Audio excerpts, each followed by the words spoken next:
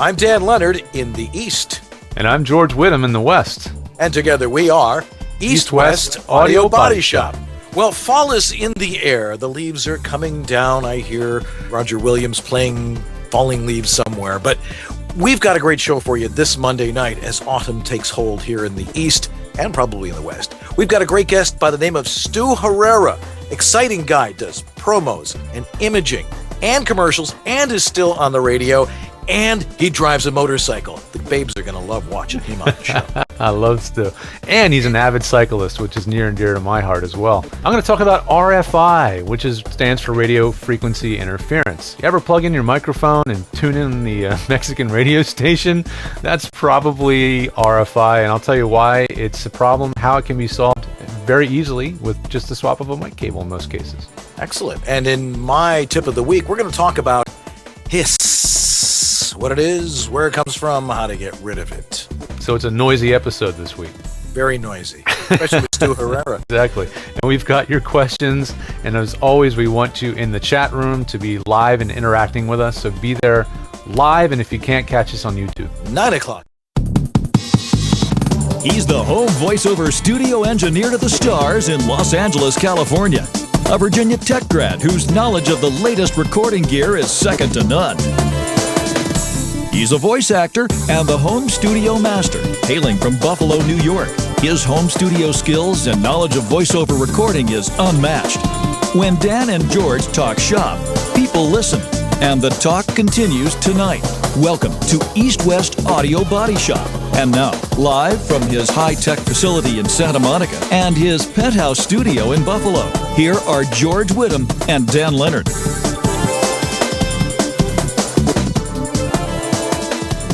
Greetings, North America, and every place in between, if there's places in between North America. I'm Dan Leonard in the East. And I'm George Whittam in the West. And together we are East-West Audio Body Shop. Very good.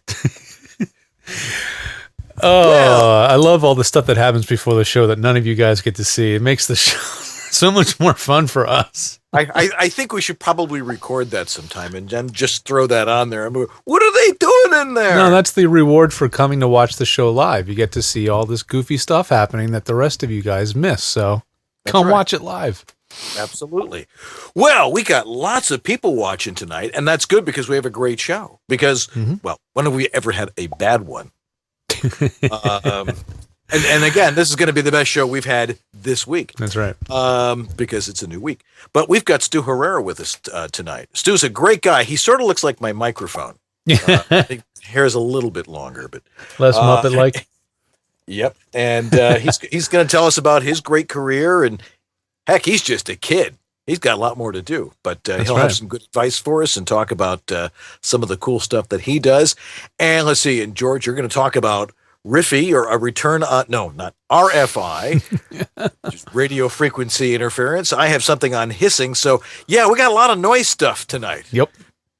So we're going to talk about those sorts of things. And I just got back from Florida. Was it last week? I had just gotten back from FAFCon. I came like running in the door.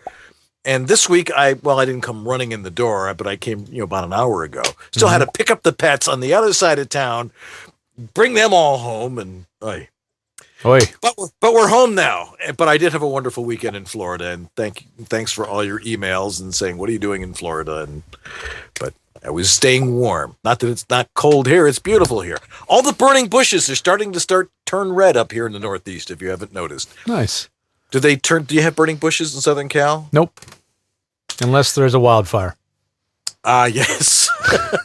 And they are totally consumed. That's right. But anyway, why don't we get into the meat of the matter tonight? Because you want to talk about something that we know a couple of people have been having this problem, and you want to address it. So take it away. I'm not that creative. That's pretty much how I pick my topics, is like, what kind of stuff have I been dealing with lately in my life and with my clients? And right now it seems to have, this RFI thing seems to have popped up a couple of times. So here you go. RFI, it stands for Radio Frequency Interference. And it's a pretty common issue, especially if you live near a transmitter. So if you have one of those huge broadcast towers near you, or something like the CN tower, which is basically an extremely expensive broadcast tower. Yeah, like some of our viewers certainly have near. Or if you just have, if you live near the base of a radio station or a transmitter or anything like that, or you just live in a city, you're going to be a lot more susceptible to RFI. Maybe you've got a radio, a police dispatch or a fire station right next to you. Sometimes they have really powerful transmitters on their radios, and that could even bleed in as well. So why does this stuff bleed in, and how do you get rid of it? Well, audio is your microphone is the most susceptible to noise in the studio. It's the easiest for noise to bleed into. And the reason that is because the signal coming out of the mic itself is extremely low level, or in technical terms, very low voltage. And so that's why we have all these electronics inside the mic, where we have our fancy preamps and our MicPort Pros and our Mackie mixers and all that stuff to take the signal and boost it way up, right? So think about it. The weakest link in the chain is really that point between the microphone and the next device down the line. Let's say in this case, it's a MicPort Pro or some kind of mic interface. So that cable between the mic and that interface is a weak link, very much a weak link. And signal can get mixed in there that does not belong. You can get other audio that gets mixed in and ends up being overlaid over top of your voice. So a microphone cable is balanced, and it's balanced because it's designed to help reject that kind of noise. And what that means is that there's three wires, not two, three wires inside there. That's why that XLR jack has three prongs. So the idea there is that signal that gets induced on the wire, which is the act of RFI bleeding into a signal, should be canceled out, because what happens is one of those two conductors is a sort of positive signal. The other one is a negative signal. And when they come back together at the other end, they cancel each other out. So that's a good thing, because that means noise should also be canceled out. But the signal from the microphone, because of the way the circuit's designed, the balancing circuit, is not canceled out. It's actually improved and boosted in signal. So if what's happening is if one of those pins in your microphone cable is dirty or loose, or there's a bad connection, or something happens anywhere along the length of that cable, well, you may lose part of that balanced signal. And now all of a sudden, noise like RFI or hum or buzz can make it all the way down the line and make it into your interface and then get heard. So it's a very simple fix in most cases to simply replace that microphone cable. Now, should you replace it with the same cable you had before, the same brand, same make, whatever?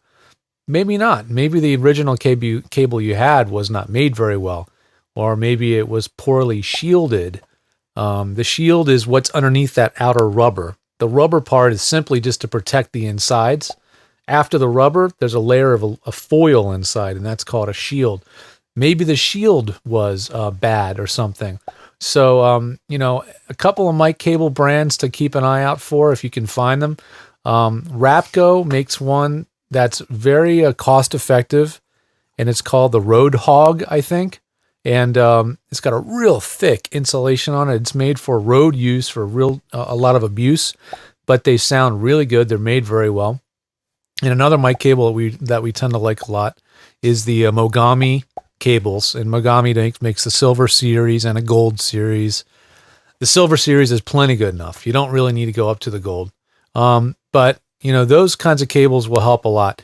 You may, if you have severe noise issues, really severe, like no matter what you try, you still have noise, you may go to what's called a star quad cable.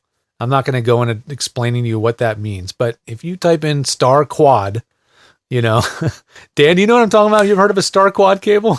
Oh, yeah, absolutely. Okay. I have a few right back here. Well, if you type in star quad mic cable or something in Google, you'll find one of these cables. They're usually you have too much time on your hands. Yeah, they usually have more they're more expensive, but they tend to do an even better job of keeping out noise. My buddy Graham Spicer up in Toronto, he lives like a mile or so from the CN Tower. That was the fix for him. He went with a really good quality star quad mic cable, and it ended up stopping the noise. I am not, I mean, if you guys know me at all, I'm not a big cable snob. You know, I don't believe in spending unbelievable amounts of money on cables. And I tend not to worry about a cable until something goes wrong. And then maybe I look into improving it. But if you're going to blow money on any one cable in your studio, by far the most important is that microphone cable from the mic to your preamp. That is by far the most important cable.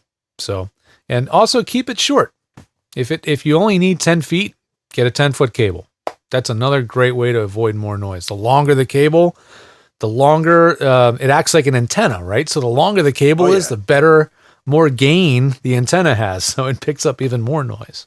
Yes. Yeah. Don't put it up there and don't wrap it around. Just coil it too. Coiling your cable is also a help. But it's usually a bad solder connection, a bad cable, something along those lines.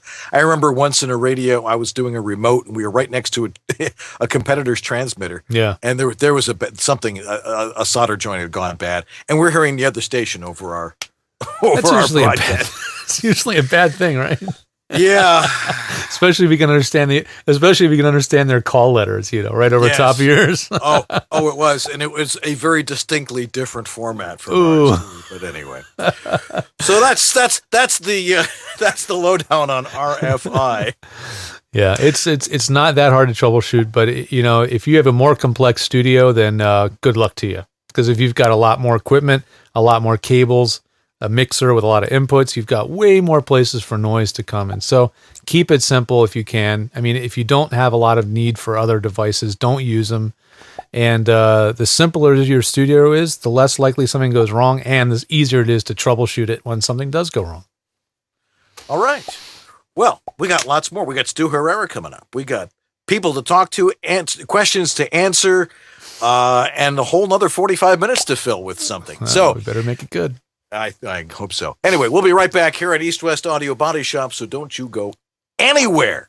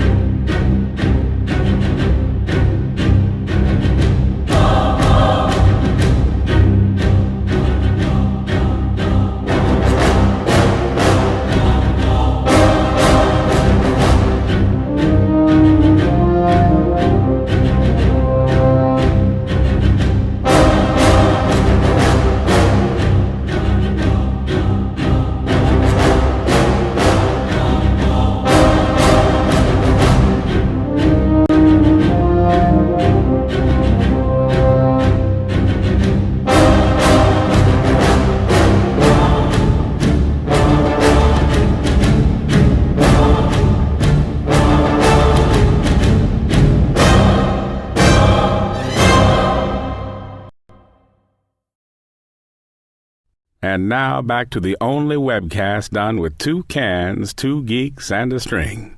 East West Audio Body Shop with George Whittam on his end in the West and Dan Leonard in the East.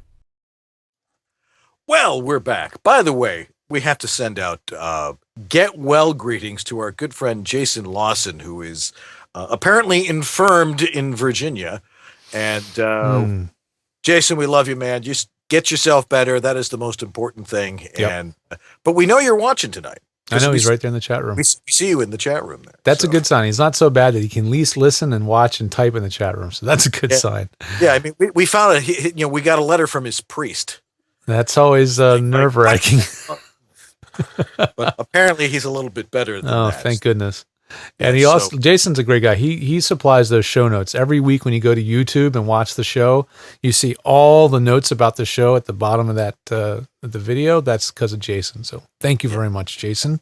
Yes, and our good friend Anthony Gettig, living up in the wilds of northern Michigan, in the upper peninsula. And this is like a pimple in the Upper Peninsula. But apparently he's having lots of fun with his house. The fun of home ownership. Apparently there was a busted radiator and stuff, but he still recorded today. Good for you, Anthony. Wow. The show must go on. Hey, Mom. My mom's in the chat room.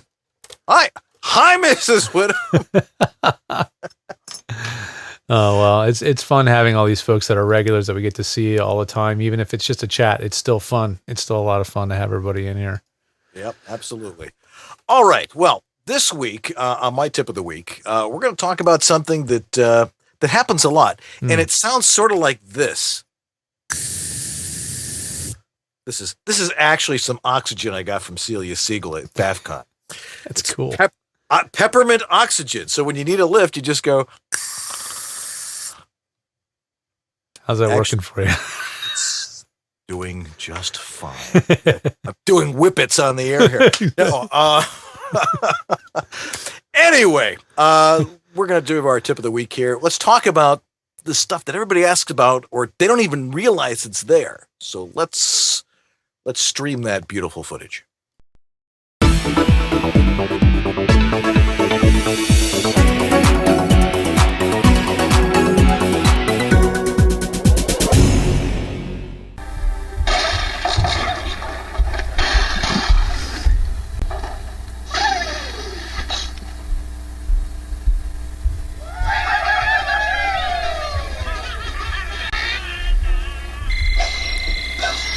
All right. What's that hissing sound? Is it Niagara Falls? My grill leaking? Nope, it's a major nemesis to beginners in voiceover. Hissing. What is it? Why are you getting it? And how do you avoid it or get rid of it? In acoustics, noise is usually referred to as an objectionable sound that's unwanted. In more technical terms, a sound that's added unintentionally to recording is audio noise, like audio hiss, which is usually created in an electronic mode of some sort. Sound waves are formed by a chain of analog sine waves. The characteristics of sound depend upon a combination of blending these sine waves. This determines whether the sound will be pleasant or unpleasant in listening. While recording, audio noise that you used to hear on analog cassette tapes can get on your pristine digital recordings too. As we've been discussing here, in modern digital recordings, the main source of noise is due to perhaps the wrong equipment or having poor wiring, which introduces low humming noise that we talked about a few weeks ago, and what we call analog broadband hiss. The most important factor with noise, of course, is your room acoustics. But what about this hissing? In electronic devices, hiss is often caused when random electrons deviate from their intended path under the influence of heat, which you get in analog transistorized equipment. These deviated electrons manipulate the output signal voltage, and thus an audio noise is created, like hiss. Hiss can also be due to environmental factors like air conditioning, fans, Niagara Falls, etc. Generally, that hiss comes from one source, though, an analog part of your audio chain. What are the analog links in your audio chain? First, your microphone. It's analog all the way. It takes physical sound waves and converts them to analog voltage variations. Good microphones have what we call low self-noise. The cheaper you go, generally the more noise coming down the line with your voice. There's also preamps. Cheapo preamps are a major culprit. They're also analog, especially if they have a vacuum tube somewhere in their circuitry. We're finding more and more that for doing dry voice work, the preamps in most major brand digital interfaces are perfectly good for a home studio. So learn to trust them. Third, the hiss may not be on your actual recording. Depending on how you play back your audio, if you play it back from an analog line out from your computer, there'll be some hiss. The best way to avoid hiss? The use of proper recording levels. By setting the recording levels high, it's possible to mask that background noise, which is always there. A high level of input not only masks that noise, but it also gives a better signal-to-noise ratio. However, of course, very high levels can cause the signals to clip, resulting in distortion. So set the level at about -6 dB, between -6 and maybe -4. This allows enough headroom and also avoids distortion. But more importantly, It makes sure that your voice is louder than that hiss. And that's my tip of the week.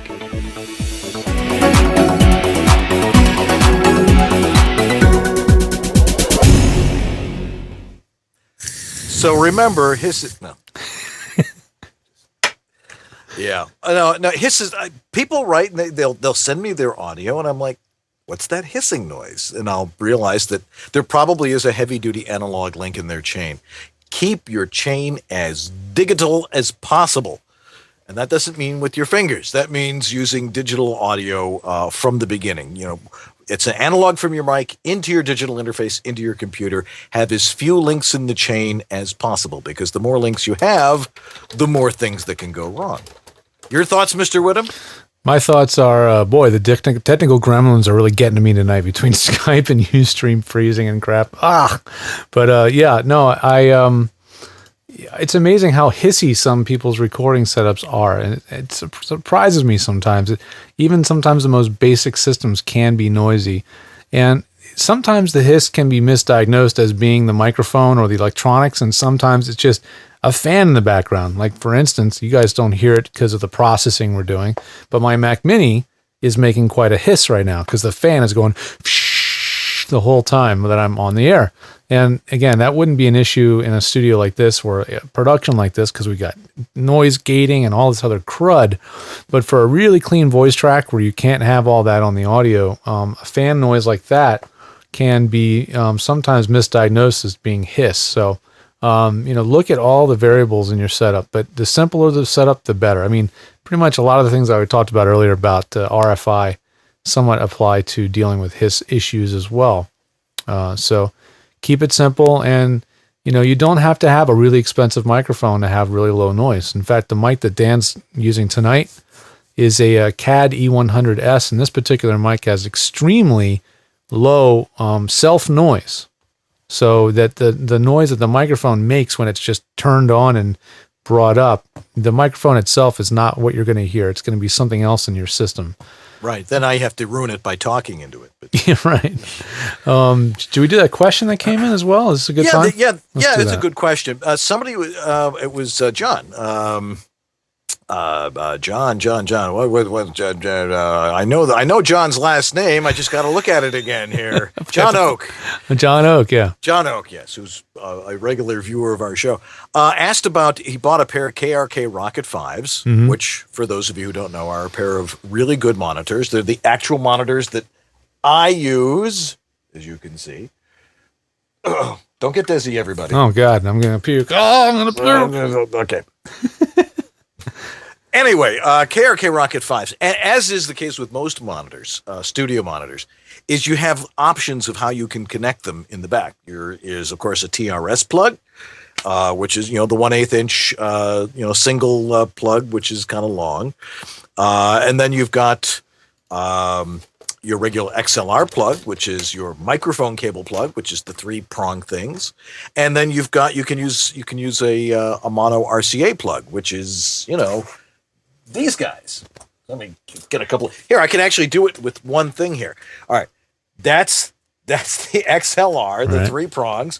This is, even though it's the stereo one, this is the 1/8 inch plug. And then we've got the RCA plugs. How do you like that? Yeah, you can do everything with one cable. You can do everything. Did you just unhook your speakers? Is that your own speaker hookup? No. Okay. This is the feedback out of my computer. So okay. Play. So if I want to play music during a webinar or something, I can do that. Right on. Of course, I'm going to figure out how to do that. Anyway, if you've got one of these plugs, John, let me unplug all this crap. I'm just dismantling my studio here while we're take your time answering this question. Yeah, no problem. Okay. The sound effects actually make it all better. I know. What you need, especially if you're running an AT2020 USB and you want to run the audio out of your computer, so your headphone out monitor essentially. So you get a mini plug, a stereo mini plug, and you run 2 RCA plugs like that. See these guys? That's like we used to call the iPod cable, to plug your iPod into your stereo. Right, exactly. So, and that's the beauty of the KRKs is that it gives you all those different input options on the back, right? yes, It's but got be XLR, sure to quarter inch, and RCA on the back. Yes, but John, be sure to turn them down, and because you have a level adjustment on the KRKs, and as you do on any monitor, studio monitor, turn them down at first because you'll get a lot of output from your computer that way. But that's how you power your monitors. Yeah, don't start with the little is it a knob on the back or a little trim thing on the KRK? It's a knob trim thing. Okay, yeah. So don't start with that all the way up. Start it with it like maybe a third of the way up. Exactly. And that way, if something gets too loud from your computer, it won't catch you off guard. Right. Yeah, and there's some other fine-tuning things with your studio monitors, which perhaps would make a good tip of the week. Yep. We're going to go Now I back have into something to production talk on those. about. Yeah, we got some more of those in the can to get produced. Absolutely. All right. Well, time is rolling on here. See, we're trying to keep the show to an hour, folks, so you can get back to your families, get back to doing your kids' homework, because we know they're not doing it. I got to write a report on, Anyway, we got Stu Herrera coming up in just a minute here. Ladies, I'm sure you're looking forward to seeing him here. And, Well, at least have his photograph. yeah, which is good enough, I guess. He's over at the Air Studio right now, where they don't have video Skype because it's a radio station. Radio station. So he's going to be audio only tonight. Yes. Anyway, we'll be right back here on East West Audio Body Shop with Stu Herrera, and your questions too, if you have a question for him. So stay right where you are. We'll be right back.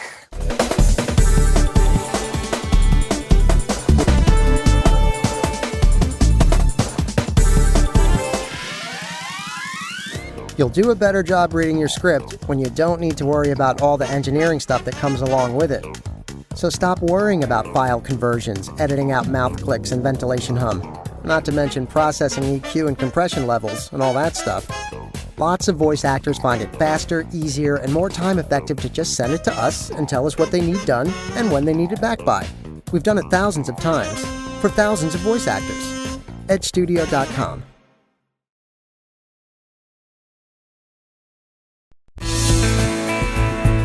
VO Studio Tech. Recording made simple. Hi, I'm Peter McHugh. This is Jim Tasker from Los Angeles, California. Hi, this is Bill Ratner in Los Angeles. Hi, this is Scott Rummel here in Yorba Linda, California. Hi, my name is Rick Wasserman. Hi, this is Tom Kane. Hi, my name is Vanessa Marshall. Hi, my name is Zurich. Hi, I'm Mary McKittrick. Randy Thomas chiming in. Hi, this is Joe Szymanski. Hey, this is Rick Robles. Hi, my name is John Patrick Armstrong. I was turned on to George by none other than Don LaFontaine, who always swore by his health. George is absolutely awesome. ISDN, Source Connect, Phone Patch, FTP, you name it, George has set it up. It's really the best thing I've ever done for myself. I feel free, safe, fearless, like anything is possible in here. Unless you like to look for opportunities to waste time, call George. And he did all of that, long distance over the phone and the internet. I'm very happy with George, and I cherish him. Thanks, George. You make it easy.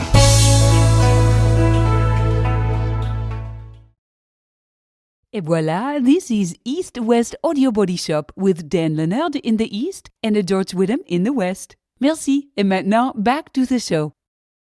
Bonjour, no, bonsoir, everyone. Yes, well, we have a great guest coming up right now. What does this guy sound like, and why should we listen to what he has to say about what we do? Listen. Are these sons of Hollywood's rich and famous ready to be Generation Next? Sons of Hollywood, season premiere Sunday at 10/9 Central on A&E. Dive into a new season of Big Brother. Yes! New house guests, new competitions, and new twists. This is going to be a show. The Big Brother season premiere, July 8th, only CBS. When Vice magazine first started, all we cared about was sex, drugs, and rock and roll. But then as we traveled around the world, we got more into news, politics, fashion, art, and the environment. Basically everything. The Vice Guide to Everything. How high would you go? How much would you pay? When the lock comes off, it's game on. Storage Wars. Season premiere tomorrow at 10/9 Central on A&E. The sweet life of Zach and Cody. Join the twins as they turn on the charm. Hey, beautiful. And turn the Tipton Hotel into their personal playground. Whoa! Catch Big Ten Super Wednesdays all season long on the Big Ten Network. From the mountains of Japan to the streets of America comes today's hottest underground motorsport. Drifting. Formula D. Yeah. Sundays at 7 p.m. Drifting. Only on Awesome. G4. Glory Days. Tonight at 10 on TBS. Very funny. All right. You seem totally worn out by that, Stu. Oh wow. You know what I realize when I hear that? What? What's that? Time to make a new demo. But it works. All right, yeah. The Sweet Life with that one's a few weeks old. That's pretty cooked. Yeah, those guys are like in college now. Anyway, not that I know from ever watching the show. Right. Oh, I was gonna say you're a fan. Yeah, somebody's a fan and somebody's a fan. No, it's just something that's on when you're like walking. What are you watching? Hey guys, thanks for having me on. Hey, Stu, wonderful to have you with us. Stu Herrera, everybody, here on East West Audio Body Shop, and there's his picture. You know, we don't have the video tonight, which is rare. We usually have somebody on camera over Skype, but he's in a much better place. He's in an actual radio station. Yeah, you usually have somebody who knows what they're doing and how to work their own equipment. No, that's not actually true. That's not true either. Oh, well, I'm in great company then. Yes, you are, my friend. Indeed. Well, it's nice to hear you again anyway, Stu. But you're a busy guy. I mean, you're doing all this stuff. I mean, let me ask you this: at your stage of your career, Spit it out, Dan. Thank you. Do you still audition? Oh God, yes. Of course. Yeah, I think everybody auditions, don't we? I mean, there are some things that come through where it's just, hey, my agent will call up and say, yeah, the client heard your demo, they just want to book you. Oh, okay, great. But yeah, most of the time we audition. Most of the time we don't book what we audition. It's, some of the time that we're in this for. Yeah, that they always say that the work is the auditioning, right? That's like the job. Yeah, it's true. I know it's so many people. It just seems like more and more people are trying to get into voiceover, and that's fantastic. I'm glad I'm not trying to get in right now. Yeah. I'm really fortunate that I've been in it for a while, and the auditions come to me and stuff. And where I'm going is that I get a chance to do enough auditions that I don't really remember any of them. I just do them for, I try and book as much as I can, but I couldn't tell you what I auditioned earlier today. Well, I could probably tell you what I auditioned earlier today if I did some, but I couldn't tell you last week what I auditioned. I just don't remember. And that's a fortunate place to be, I think, because when you're just getting in and you're focused on each and every single audition, and I think it could drive you a little batty, and it might even be a little discouraging. I think isn't that one of the biggest issues that a new voice actor has, is that they overthink and overfocus on that one precious audition. Yeah. Yeah. They don't get to throw it away or, just move on. And it's such a big deal. Sometimes I go on a streak while I'll book a bunch of stuff. It seems like, oh man, I'm booking everything I audition, but that's not even the truth. The truth is when I feel like I'm booking everything I'm auditioning, I'm probably booking 10% of what I audition. Right. That's right. Now you're doing a lot of stuff here. I mean, you're doing stuff for Fox, and you're doing stuff for Nickelodeon, and you're doing stuff for all. I mean, you're working every day, aren't you?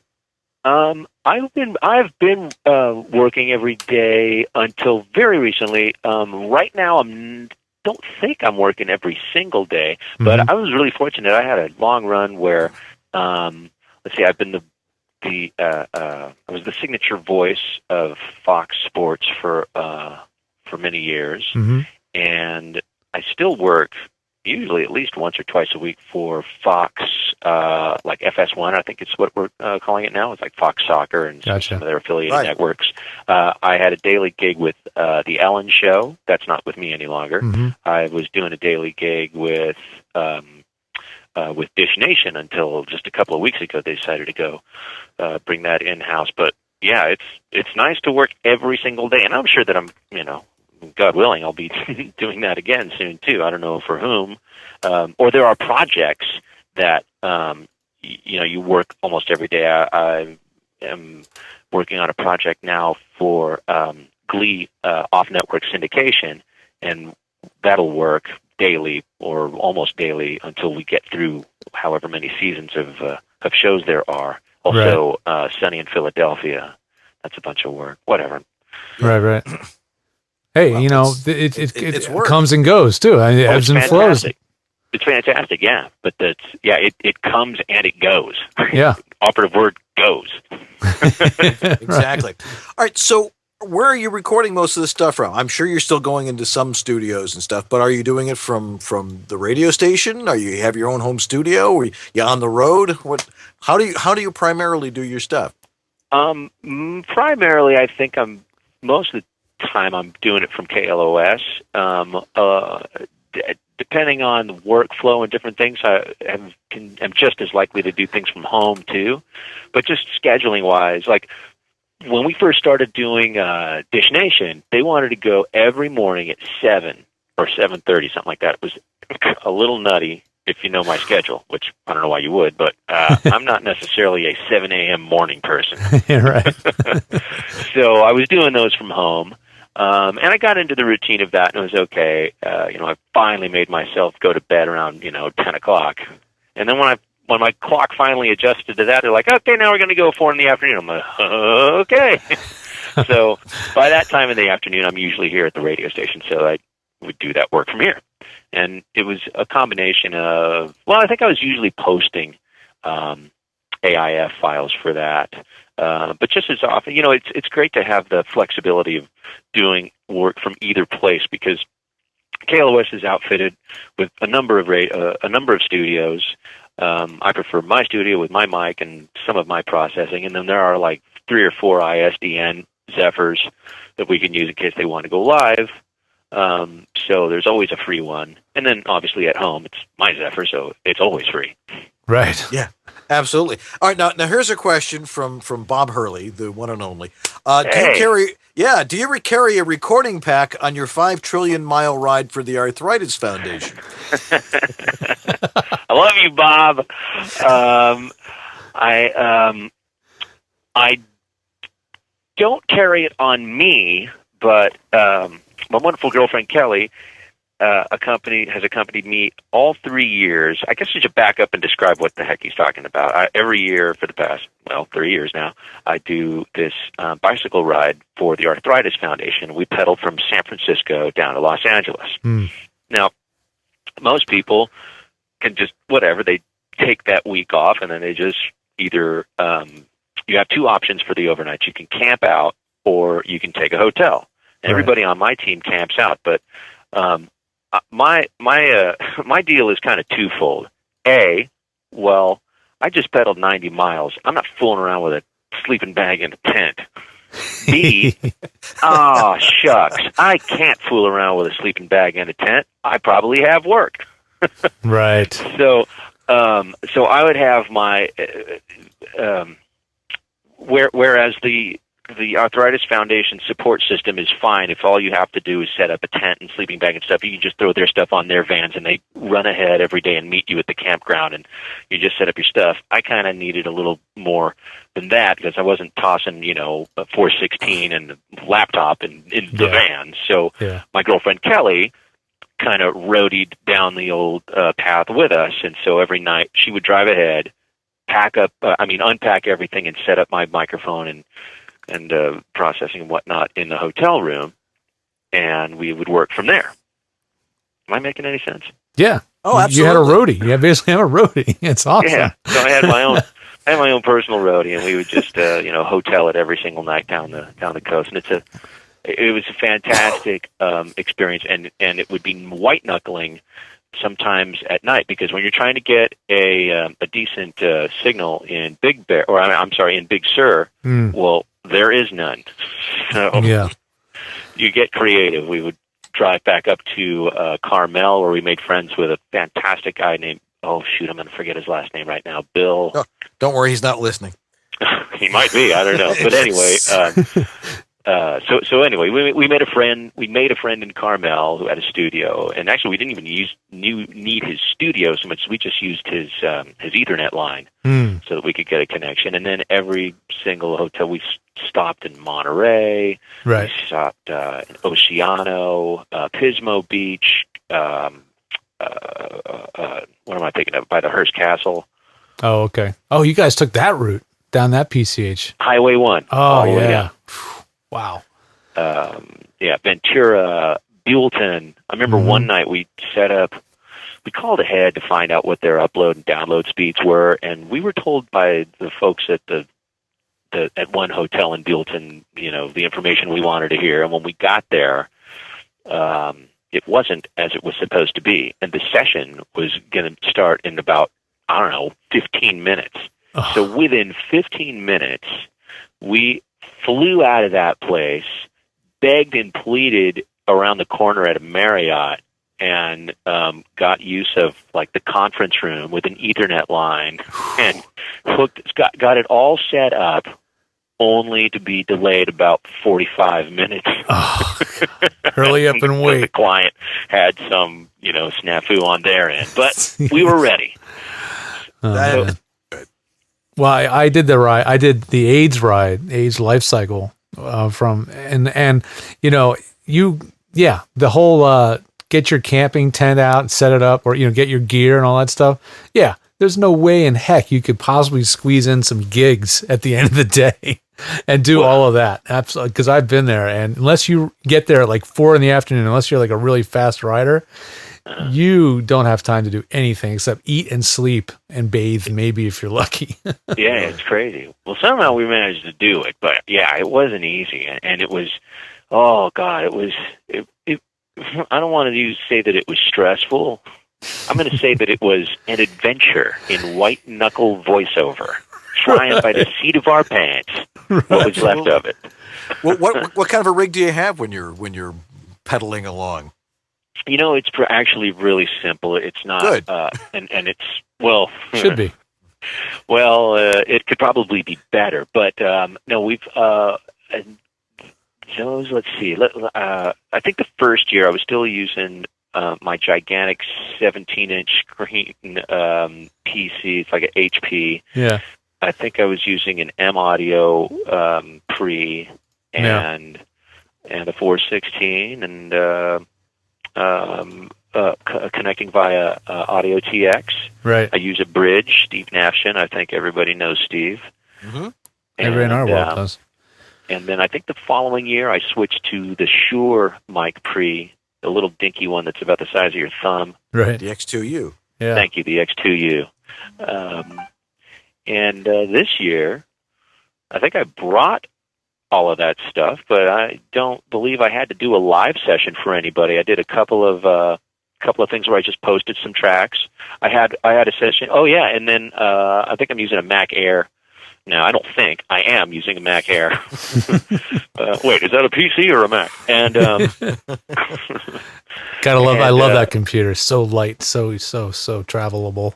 Yeah, it's fantastic. And I finally bit the bullet and got the program. Oh, for God's sake! Source I just can't remember anything. Are you using Source Connect now, or still Audio TX? No, not for live. We were just using for editing. It's sound. Twisted Wave. Twisted Wave. Thank you. Twisted Wave. I've been using another satisfied SoundForge. Twisted Wave user. Yeah, I was using SoundForge. I think I was using Twisted Wave, or maybe a combination of the two, depending if Kelly had to use her computer. Yeah. So we had one of each. Twisted Wave's fantastic. But yeah, and I had one episode this year where I don't know. I think I recorded a file into I think it was on SoundForge, and the client was on the phone. It was a phone patch situation where he was directing me, and hang up with him. I tell him where I'm going to post the tracks and everything, and then I don't know what happened, but this is a lesson in why you always hit save, because I lost the whole file. Ooh. Called him back, and he's like, don't worry about it. Just take our notes and just record it again. You're good. So I did, but it sucked, and it that blew like an hour. Right. Yeah. Well, let's change the direction here a little bit. So take your handlebars, just move them a little bit to the left. Okay. let's talk about a little bit about how you got to where you are. What was your voiceover training? How did you get into what you're doing? My voiceover training is, I probably didn't realize it as it was happening, to be honest with you. If you can't figure this out by now, I've come out of broadcast, and I cut my teeth at a radio station called KNAC that was down in Long Beach, and we played nothing but Slayer and Megadeth and Metallica all day and night. It was awesome. And I remember seeing the voiceover resource guide in its infant, its very early stages, laying around, and I kind of glanced through it, and it didn't even make any sense to me. I didn't even know what voiceover was. Yeah. But, I was in front of a microphone all day and night, every day. So you just start to emulate kind of what you hear in commercials and in movie trailers and so forth. A few years later, I moved to KLOS and, hopefully continued refining what I was doing. And I wasn't chasing voiceover at all. And what happened was that I took an apartment at that time in Playa del Rey, and some of the apartments shared balconies, and a guy moved in next door to me, and we became friends over Amstel's, and turned out to be a movie trailer editor at one of the houses. So we became friends, and I don't know, a few years later, I think it was about 1998, Paramount was looking for a voice for a new movie, and the executive producer on it had heard everybody in town, and I don't know, he just had an itch that day and said, I want to hear somebody new that I haven't heard before. So my friend called me up, and I took a swing or two at it, and next thing I knew, they put me on this trailer, and there was a million different versions of it going on, and things were very different in the trailer world at that time. And I found myself on several movie trailers within a couple of months. So it was suggested that I give a couple different agents a call. And basically, I was just, hi, I'm Stu, and I'm working, and would you like 10%? And right. So that wasn't too difficult to find an agent then. And then the next thing that I kind of thought to myself was, wow, this is really good, and I surely don't want this to stop. I really don't know what I'm doing, though, so maybe I should, get some proper training. And my first coach was Dave Williams. Dave Sebastian Williams was still coaching over at his house. Dave and Dave. Dave and Dave, the fine folks who bring you the voiceover resource guide. That's right. So that was a fantastic. I think I probably studied with Dave in a group situation for a better part of a year or two, maybe. Mm-hmm. I think he got out of that and just focused on his studio and on the guide. And then since then, gosh, studied with so many. I got Maurice Tobias and Lee Gilbert. Many more. I'm drawing a blank because there have been a bunch. Sure. And you've learned something from each, and that's made you who you are today. Well, let me ask you this. This actually, I'm not asking this. This comes from our good friend Doug Turkel. He says, "What are you at a point in your career where you totally rely on your agent for all of your work, or do you still do some of your own marketing too, or networking or whatever?" That's a good question. I say I rely mostly on my agent, and I have a manager also that I get some work through.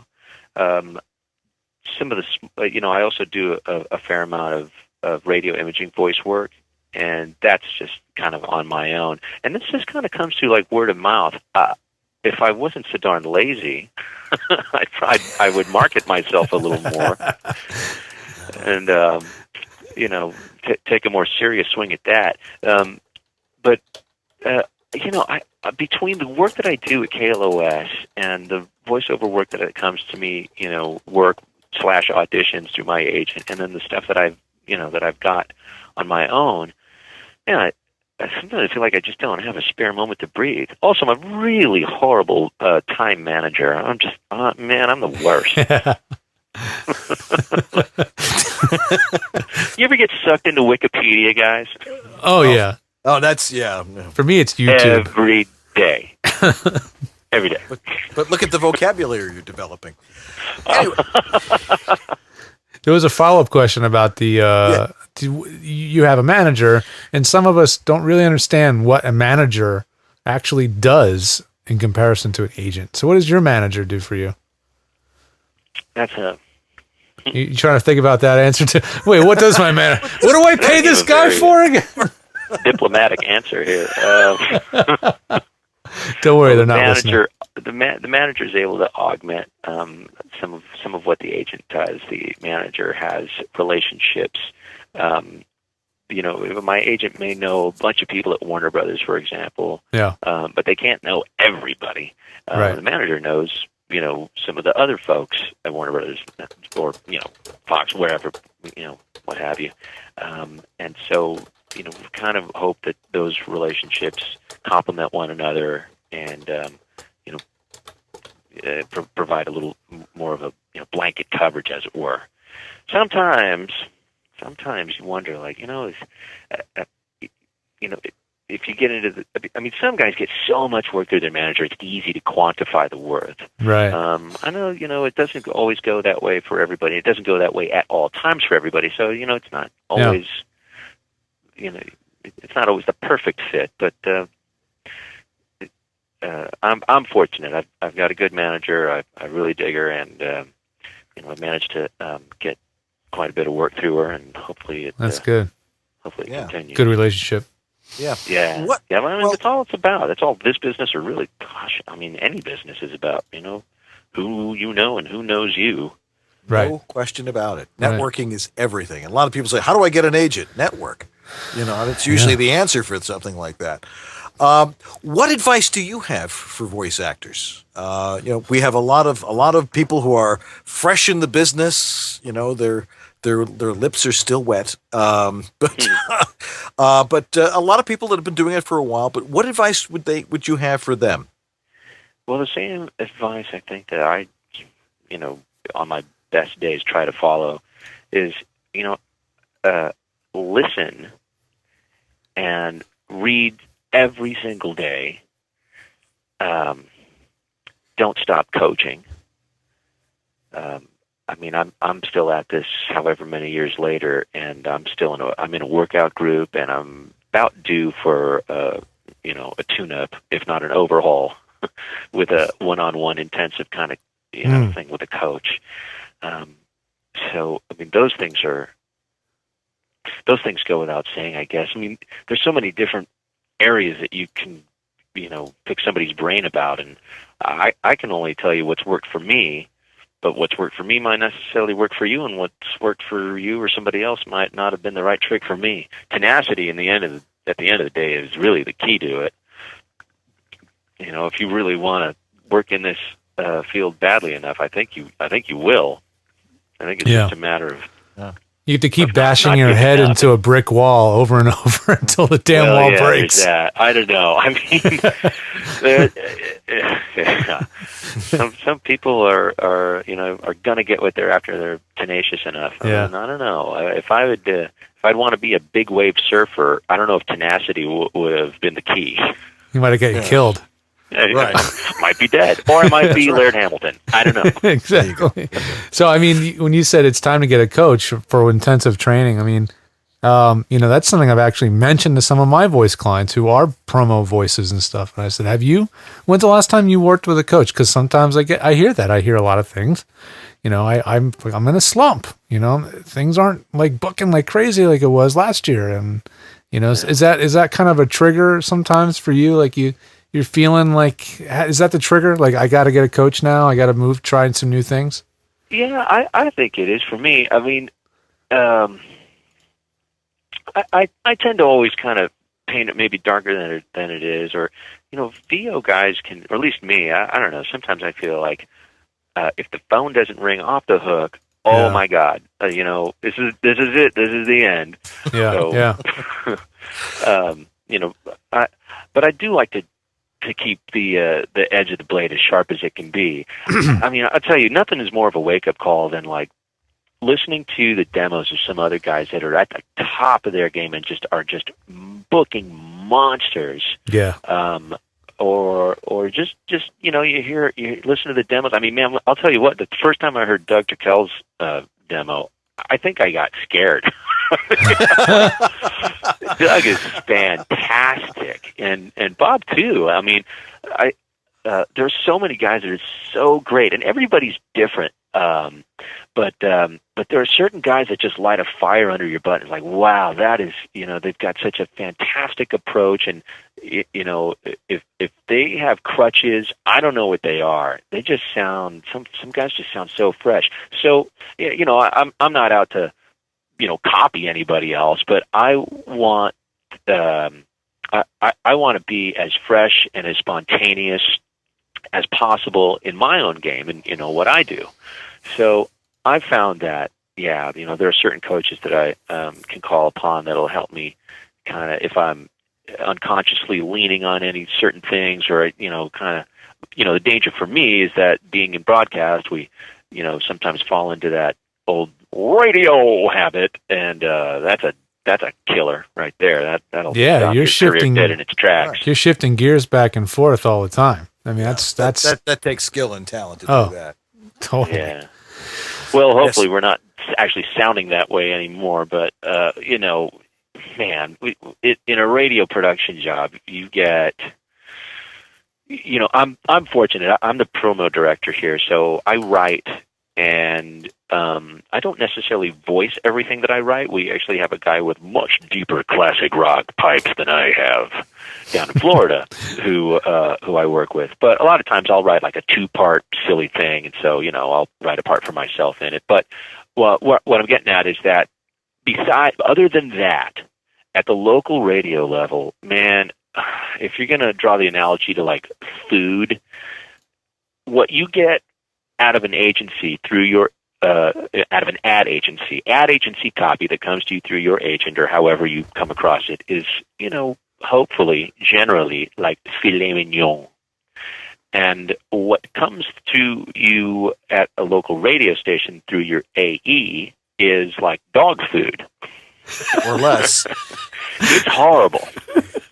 It's really bad. So, I tweak things here and there to try and make it sound like, human English, but it's just it's a tidal wave of junk. So sometimes you just rip it, read it, and like just pray that nobody who's your client turns on the radio and hears you.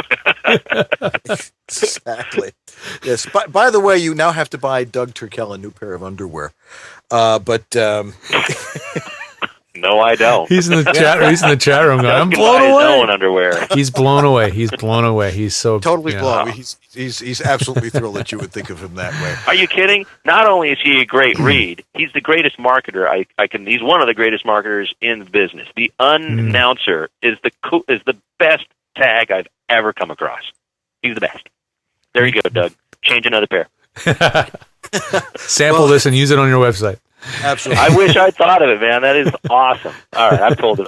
And he knows that. I've told him that before. That's great, man. Oh, excellent. Well, Stu, this has been great. You've given us and our audience everything they came in for on this wonderful Monday night, and we really appreciate you taking the time to come in and talk to us, and can't wait till you're on again. Well, I thank you very much, you guys. So many in the voiceover community have supported me, and I'm blown away and flattered anytime that I'm invited to spew on a voiceover show. I try to stay humble about it because I just I do what I do. But good grief, you have like the greatest guys on earth on this show, so it's a real honor to be in their company. You included, man.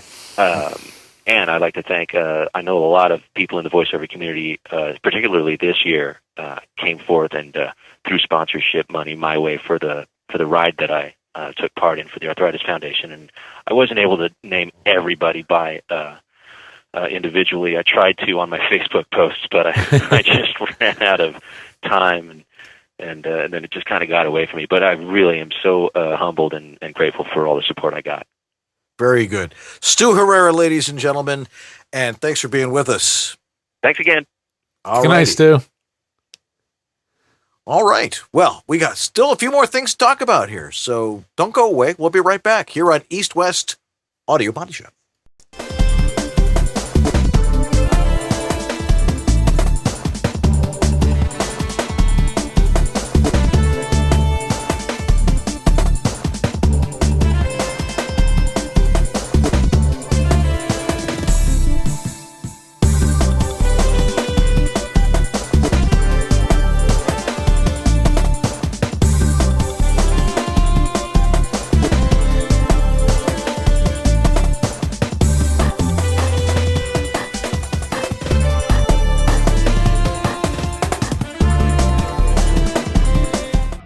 VoiceOver Extra, the voiceover industry's online news, education, and resource center 24/7. Hundreds, probably thousands of free how-to articles for voiceover success, ranging from home studio to voice acting to business. A free voiceover industry directory, calendar of industry events, resource links, a store, and much more. Bi-monthly webinars on all topics of voiceover, free subscriptions to newsletters, reports, announcements, daily news, and features at voiceoverextra.com.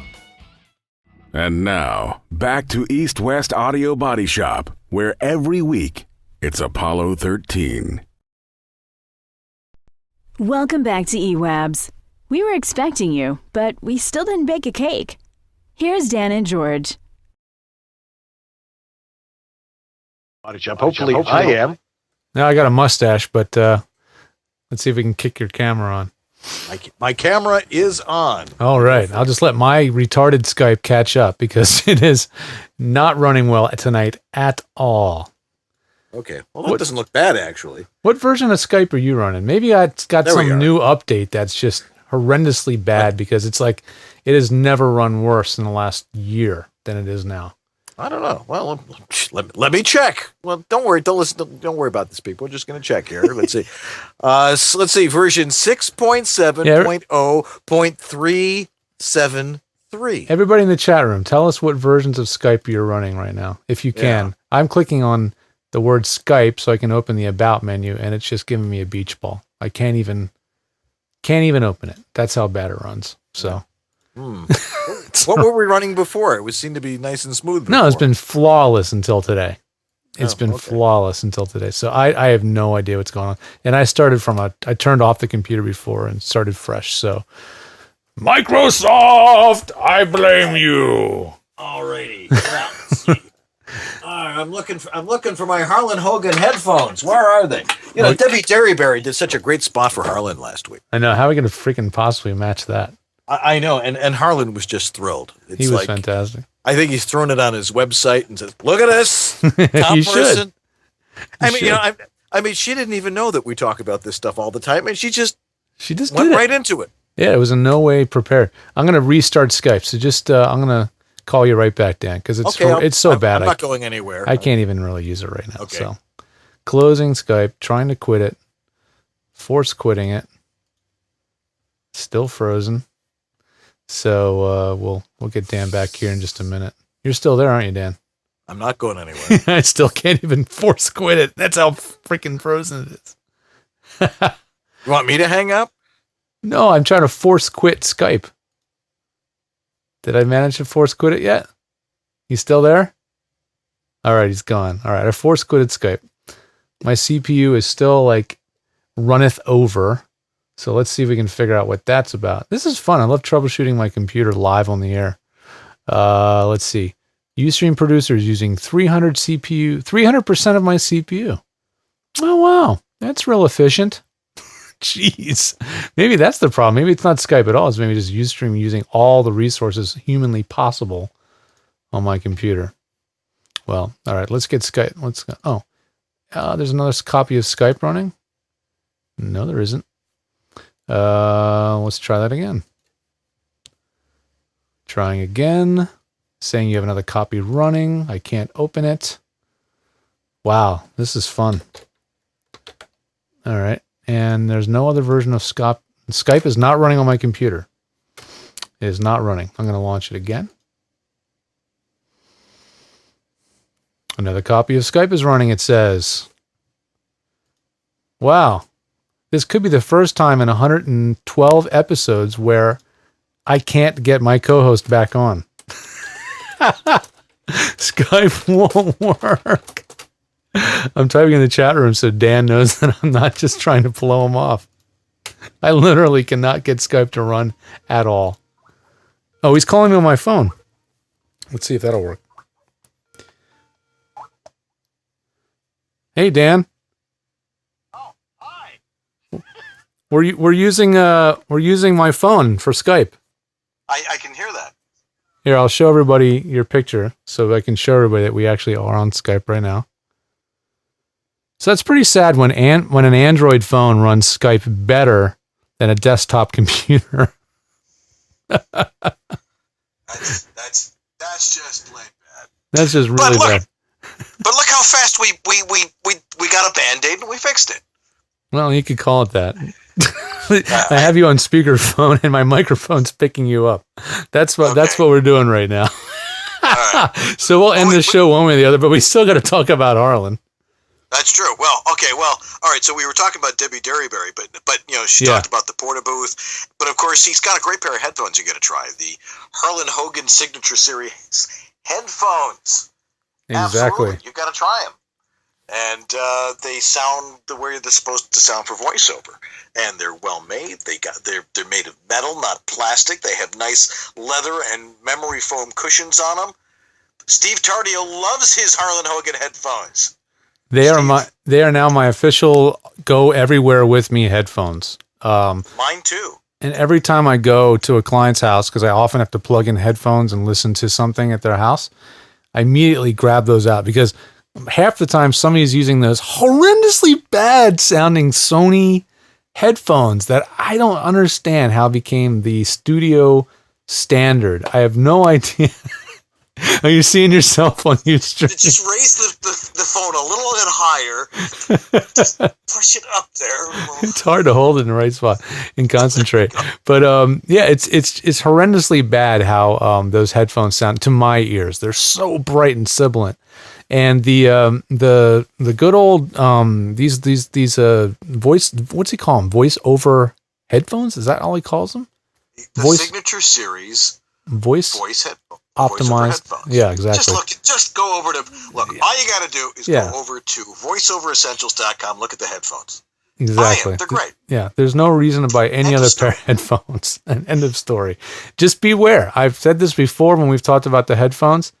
They will sound totally different than what you're probably wearing now, because probably what you're wearing now are not very accurate.